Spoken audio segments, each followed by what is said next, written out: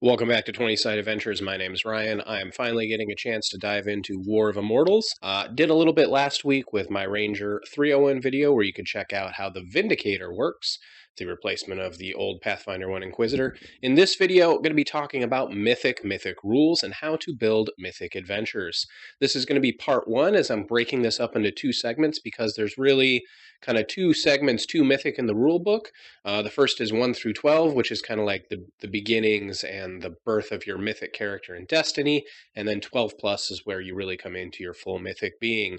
I'm going to kind of compare my experiences with Pathfinder 1, what I think about the rules in Pathfinder 2, how to weave these stories, and overall my impressions of the system. If you guys like the content we're putting out here on the channel, please give a like and subscribe down below. And if you are a bearded gamer such as myself, please check out beardsorcery.com for all of your TTRPG beard product needs. With no further ado, let's get into it.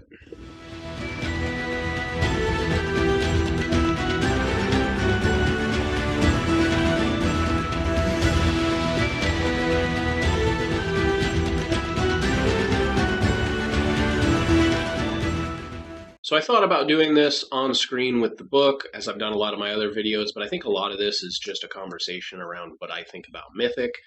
So you're just going to have to deal with the whole mug for some of this, and then we'll look into the book when I'm reviewing more of the nuts and bolts with the feats. So with that being said, what is Mythic if you are not familiar with it from Pathfinder 1st Edition or you're brand new to Pathfinder? Mythic is an alternate rule set that allows you to play, as the name implies, mythic characters. This doesn't force you to go like beyond 20, perhaps from like 3rd edition, where you had 20 to 30 levels of really epic stuff and dealing with divine beings and things of that nature. Mythic lets you do that from a level 1 character and how they progress through this entire story. In Pathfinder 1st Edition, Mythic was a choice of really class archetype ideas. It was very reminiscent of some old school MMOs, Lineage 2 to me, which is when you got to like level 100, you would take this game where you had half dozen to a dozen different classes, and then it boiled them down to basic concepts: tank, healer, DPS. Mythic in 1st Edition did something very similar. You picked, I think it was 6, so you had kind of a healer, a bard, a rogue, a fighter, those kind of ideas, and these 6 mythic archetypes defined what your mythic destiny would be and gave you access to feats. So you had to choose this mythic class. I love this change in 2nd edition. This mythic destiny or being is revolving around all of your different types of skills. So you pick acrobatics, deception, diplomacy, and this is the fundamental essence of the beginning of your mythic journey. This will give you a little bit of a boost in that particular category, and then you're probably going to want to choose feats that really lean into that idea, which we'll get into that more when I review the feats. So that's kind of what Mythic is, but what does it mean as a game master if you want to run a Mythic adventure? Well, Mythic essentially means that your party is going to have access to pools of power they can draw on in crucial moments. You're going to be doing away with hero points, and instead you will replace them with Mythic points. Mythic points, however, aren't used to change a role that exists. They are used to power feats, spells, and abilities. And all of those abilities tend to revolve around something called Mythic Proficiency. This is 1 tier above Legendary, and you can have access to it at basically level 1 and 2 characters. These feats will give you the ability to spend one of your Mythic points and get to roll that skill check at Mythic Proficiency. So you're going to be going from a +2, +4 kind of general skill check to a +10, and your level and all of your other modifiers. So you're going to be swinging the odds by a +6 early on in the game. And this will shrink as it goes on, but it's still going to be most classes are only getting to Master. Very few times do you get to Legendary unless you're going to level 20. So you're going to be able to tap into that really high-level bonus structure at lower and mid-tier levels. Now, Mythic Points still have kind of the same feeling that Hero Points do, that you can still spend that point, engage in that power, attempt this really epic thing, and you crit fail with 1. Like, that is still very much an option. Now, with an early game and a +6, you might still beat it by 10, so you offset the crit fail and you're getting a fail, and it may not feel as kind of lame, but Mythic still has that big reward big letdown moments in storytelling. So be aware of that if you're going to run this game as a GM, that your players are going to build up these real epic moments, and then perhaps the dice just won't cooperate with that story. So now part of this also as a game master you have to understand is how to refuel mythic points, which is a kind of a push and pull from the system itself. You have to have mythic hazards, mythic monsters, or mythic events that allow them to recharge their mythic pool. So you have to weave those into this story at intervals that make sense for their usage of the mythic points, because you don't want your players hoarding them, because, oh no, we might need this for that crucial moment, so then they never use their mythic powers, in which case, why are you bothering to play a mythic campaign? But you also can't have them so plentiful that just they're burning them left and right, because it doesn't matter, they're going to get so many mythic points back. So there's a lot more work on the GM side of this, having to balance what a mythic adventure is going to look like. I also really appreciate that in this book they dedicate the first 4 pages talking about the narrative and the storytelling in a mythic campaign. I always appreciate Paizo for doing this, that they really lean into the story aspect of gaming so much. Everyone talks about Pathfinder being so crunchy and so much math and so many numbers, but yet they are constantly focused on telling a great story, helping GMs craft stories that are engaging and meaningful and their players are excited to be a part of, while having this backdrop of this really nuanced and in-depth system. Again, I've said this in other videos, the system is the physics of the world, and I love so much that Pathfinder's physics makes so much sense. And they're so explained. There's so many parts of the world I just don't have to think about because the rules exist for it. Like, for example, what is a mithril waffle iron like? Since mithril is plentiful. Well, guess what? Do a search on Archives of Nephthys for the waffle iron, which is mithril, and you'll see what I'm talking about. So once you get through the part of the book that's talking about how to build this narrative and to understand that as a GM, the players are going to have a little bit more stake in the story in a mythic story, because they're going to decide when to use these big bonuses and how that's going to change the story that's going on. You have to have a little bit more of a cooperative storytelling mindset than perhaps you have in a normal game. In these first 4 pages, they're also talking about how do you get your hero's adventure starting. It's a lot of very English 101 story writing, creative writing concepts, but it may be things that people haven't been exposed to. They're really kind of honestly no-brainers if you're a frequent reader, you like fantasy stories, you're going to understand and see these archetypes because you've seen them before in the crafting of a story. But it's nice to have them laying out in a very easy to digest and understand idea of how to build these mythic stories, how to get a story on track for why these characters have these powers, this divine spark, this little extra beyond just a heroic adventure we're used to from most of our gameplay. And if you're not really interested in Mythic and you're on the fence about this book, these ideas are just great for storytelling in general. They don't have to be confined to Mythic. So keep that in mind. This is just good GMing advice in this book, regardless if you're running Mythic or not. So one thing I definitely did not like about Mythic is the new rules for dying in Mythic. Controversial opinion coming up. I think Pathfinder is too easy. I have spent a year now more than a year, in Pathfinder 2nd Edition, and I have thrown double extreme encounters against my regular party, and I have yet to kill a single player. I'm not in the business of a GM as going out to kill my players, but I also like a game that has some edge and some grit and some danger to it. And it is so hard to get to dying 4 in a single encounter, or if even encounters back to back. If the party is smart and has good medicine rolls, they're going to be able to pick people up and get them patched together. It might just be because I'm playing with a very veteran group that they understand the concept of the rules and how to play best to it. But in general, I find Pathfinder 2nd Edition is very hard to have a TPK in.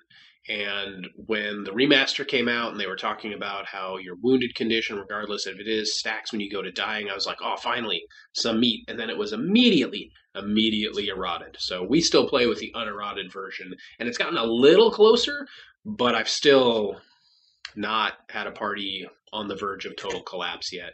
And I'm playing with that. I don't know if I'm being a little too soft. I tend to not fight my monsters super MMO style where we focus fire. I do things that are story driven, and I just don't know how that equates. So maybe it's a little bit in my style. I'd love to hear your comments and thoughts on this in the description. But the reason I got on this little side rant is death with mythic characters is nigh impossible. Every time a mythic character reaches dying 4, they pop back up and they lose the wounded condition entirely. Instead of dying, they gain doomed 1. If you're not familiar, doomed 1 acts as the wounded condition, that if you should go to dying again, you add the doomed condition to dying. So if you get knocked down with a crit, you're going to go to dying 3 after you have doomed 1. A mythic character will only die when they reach doomed 4. So what this means is the first time you go down, it's going to take 4, so possibly 2 crits.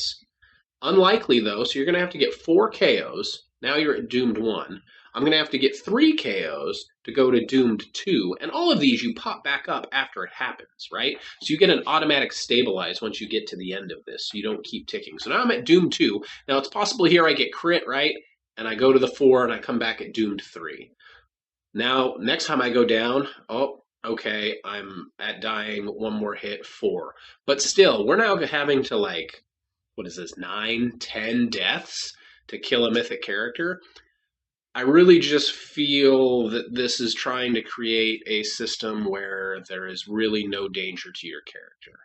And I haven't gotten into the mythic monsters, so maybe there's some more doomed things that get thrown around, so doom becomes a little bit more concerning. Like, I could definitely see where this gets offset later on in the mythic rules, but at the first reading, my first impression of mythic and dying was it is now impossible to make a mythic party feel true danger at the table. And that concerns me and would be something I would look at very carefully as a GM if I was going to be running a mythic campaign. All right, now we're time to read through some of the book and go through what I think of some of these mythic feats and abilities.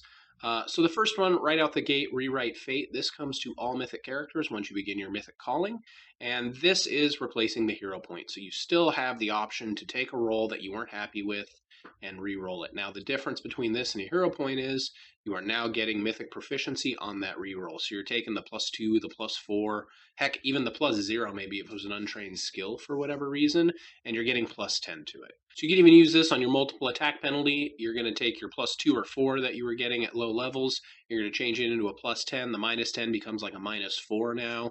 If you have agile weapons, -8, so it's even getting smaller, and you can turn that third attack into something vital if you just need the last hit maybe to drop the monster that was in front of you. Here you'll see all the mythic callings have anathemas and edicts, things you have to do to maintain your mythic calling in these ways. So the first one was just really funny, the acrobat to me. The anathema was to maneuver around an enemy when tumbling through the space was a viable option. So no going around people, only through them. And number 3, using safety measures to attempt acrobatic stunts. Remember, everyone, safety third. Safety generally, it's best I can figure, is third. As you go through these, you can check them all out yourself, but it really is just leaning into each of the skill options available in Pathfinder. Handler's Calling is for command animal. Hunter's Calling is for survival. Sage's Calling is for recall knowledge checks. Thespian's Calling is for performance, etc., etc. One thing about this book, and I kind of already mentioned it before, and I wish they would have set this up in the beginning. I'm actually going to scroll down here to show you guys. Once you get through all of the feats, you get to this designing a mythic encounter. And I really feel like this should have been first to explain these feats, because my first read through of the feats was like, man, mythic is so blah and lackluster. And what this goes to explain, I'm not going to read it all to you, but 1st through 5th level explains that this is all your mythic is revolving around skill checks. You're getting feats that modify skill checks. You should basically build encounters exactly like you did before mythic, but if your players find it's a little too easy, maybe get rid of the trivials and make them low tier encounters. When you get to 6 through 10, you're starting to get feats and abilities where mythic can impact the fight or really specific things in very specific circumstances. So now you're finding you can, put your thumb on the scale of mythic when it was important to the party and in necessary moments. Here you're going to maybe up everything a little bit. Don't use trivial anymore at all. Move on beyond that. And then 12 through 20 is where mythic really starts to hit the road. You have to be using harder encounters. You need to be using more mythic monsters and really building in the mythic part of the story because more and more regular activities are going to revolve around the use of myth. So with that in mind, let's kind of go back through some of the feats that kind of stood out to me. Honestly, nothing in level 2 seemed all that interesting to me. Level 2 are all just picking a skill feat or action that you want to be good at. Binds that tie. You excel at assisting in capturing your foes. When you attempt to grapple, you can spend a mythic point and attempt to check at mythic proficiency instead of normal. All of these are taking a skill action and making them better using mythic. So at 4, you're going to start getting a little bit more active usage rather than a very specific skill set, but again, it is still very focused. For example, cutting rebuke. If your words could kill, the poet might rule the world. Your words can. You gain the Bon Mot skill, so you get Bon Mot. You don't have to spend a feat for it somewhere else. And you can spend a mythic point when rolling the diplomacy check for Bon Mot to attempt the check at mythic proficiencies. If the check succeeds, you can also deal mental damage equal to your level to the target, double on a critical success. So not only are you getting, again, at level 4, from a +4 to a +10 on Bon Mot, you're also going to get to dish out some damage while you do with that. That's pretty cool. Oh, I did not mention this before. How do you get these feats? Where do you spend them? So basically, when you're playing a Mythic campaign, you get a whole new tier of feats at even levels, 2, 4, 6, 8, 10, just like archetypes and class feats that are for Mythic. I kind of wish they would have rolled these to the odd numbers, so you would... I feel like odd levels get a little bit less excitement when you level up in Pathfinder, and just piling on to the even numbers, I think, continues to leverage that. Because if you're doing free archetype, and you're doing a normal game, and you're doing Mythic, like 2, 4, 6, 8, you're picking 3 feats plus whatever general feats come up. Like, lots of choices are happening there. Then you go to your odd level, and you got a class thing next. It's just, I don't know. I think they could have shifted this, but again, the way they build feats and whatnot, I'm sure they have a formula in their design, so they don't want to get off of those systems, and it's real easy to remember. Even levels, you're getting feats, you just get all of them. I just think you're stacking on perhaps a little too much in the even category. Maybe I'm thinking too much about it. Let me know what you guys think about leveling up in Pathfinder 2nd Edition. Another good one in this one that I thought was kind of cool was Prescience. When you're about to roll initiative, you get to take this free action. You get to roll initiative with your mythic point, and the first turn you're going to get a bonus to your saves. That's kind of cool and a nice way to kind of tip the scale on the start of an adventure. 6th level, we start to get more things that you're going to impact the story with. For example, correct the story. This is a reaction, and this happens when an enemy critically succeeds in an attack roll or a saving throw.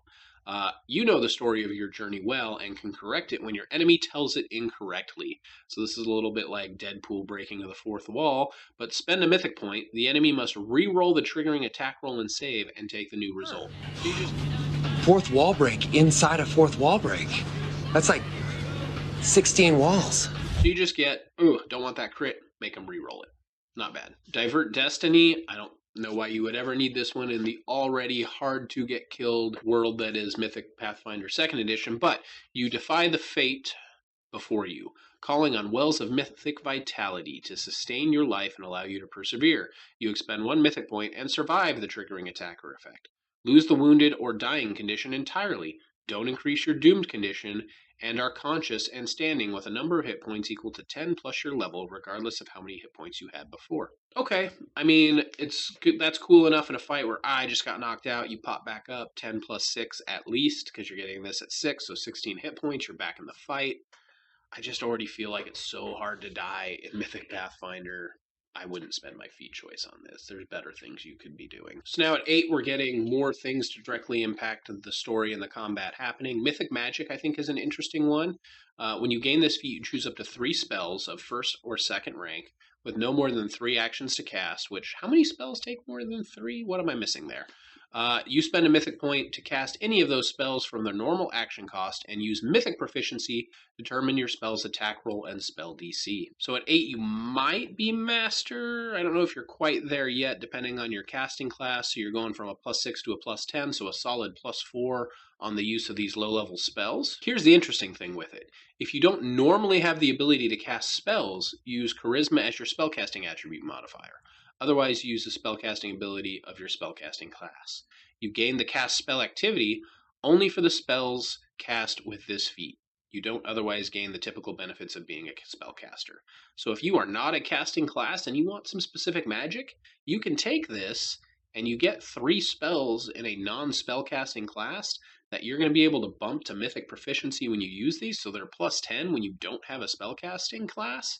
This could make for some really interesting builds of putting together these melee caster hybrids. I also really like 8 Mythic Refocus. You spend the Mythic point, you get all your focus full back. That's awesome. And another one, I guess I'm really interested in the magic side of Mythic here, but Steel Magic. I think this one's pretty cool.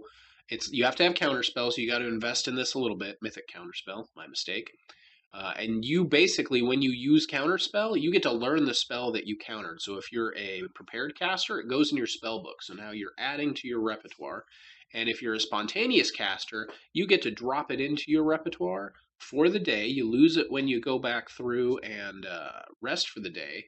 But to just drop a great spell that the enemy had into your spell list for the remainder of the day, I think is a pretty neat ability. Now, it has to be a spell that is in your tradition, so we're not bending the rules here too much, but I think that's a cool way to make Counterspell really interesting. 3 pretty interesting ones in 10th level. I'm not going to pop these up because they're really basic, but Mythic Strike and Mythic Spellcasting. They're single actions, which I think the casting gets a little bit of the raw deal on this one, but you spend 1 and then your next, it's a spell shape, so your next action has to be cast a spell, so you're only going to get it on 2 action spellcast. It's taking your whole turn to do it, but you're getting to cast at Mythic Proficiency for that spell. Anything you're doing is now plus 10 instead of, at this level, likely plus 6. So you're getting a plus 4 bonus from your proficiency and getting to drop some hurt with your big spells that you really want to land. Also, against like the big bad evil guy, you can drop that high will spell that, oftentimes don't work on that solo bad guy as a caster, which is a little bit more of a letdown. Like the fighter can swing at him and they'll miss a lot, but they'll eventually get some hits. You've only got 1 or 2 spell slots to cast that really big, cool spell, and it's got a save, and it's against your high DC, but man, the odds are low. Well, now you have an option to make those big spells count against the big bad guys a little bit better. And then Mythic Strike, this is the melee version. They get the benefit of the action is the strike itself at Mythic Proficiency, so a lot better action economy than the Spellcaster version. And then lastly, probably the most ridiculous feat, and I'm here for it, Mythic Containment. It has to be the Artisan's Calling, so you had to have picked crafting at the beginning of this. You infuse a receptacle, such as a normal bag, a sack, or a box, with mythic power, transforming it into a prison into which you can command a creature. Yes, you are making a mythical stick and box trap. Spend a mythic point and attempt a deception, diplomacy, or intimidation check at Mythic Proficiency. So again, you're getting that plus 10 against the will DC of a creature within 30 feet to trick, convince, or command it to entering the receptacle. Yeah.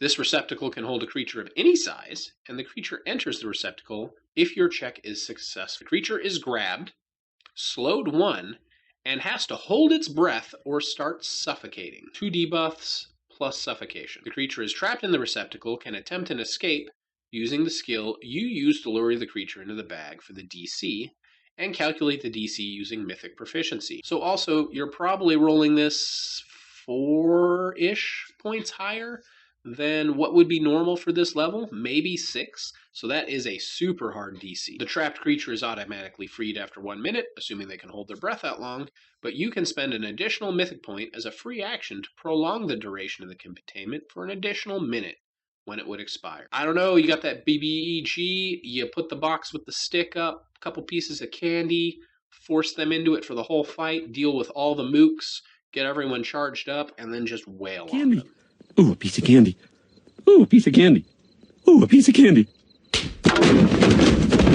Kind of ridiculous, but it amuses me. Alright guys, so that's part 1 of my Mythic video. This is taking you 0 to 10 and the low levels of Mythic. So far, I'm lackluster on the system. I don't see myself running a Mythic campaign using this rule set. There's definitely some feats and some ideas I might steal if I wanted to run a campaign where players had higher power and a little bit more oomph, and the story demanded them to be dealing with these great and heroic things beyond a normal adventure.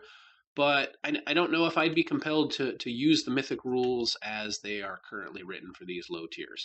I'm excited for what the higher tiers are, and going over those with you in part 2 of this video. Again, if you like the content we're doing here, would love a like and subscribe and a support for the channel, and we'll see you guys on your next 20-side adventures.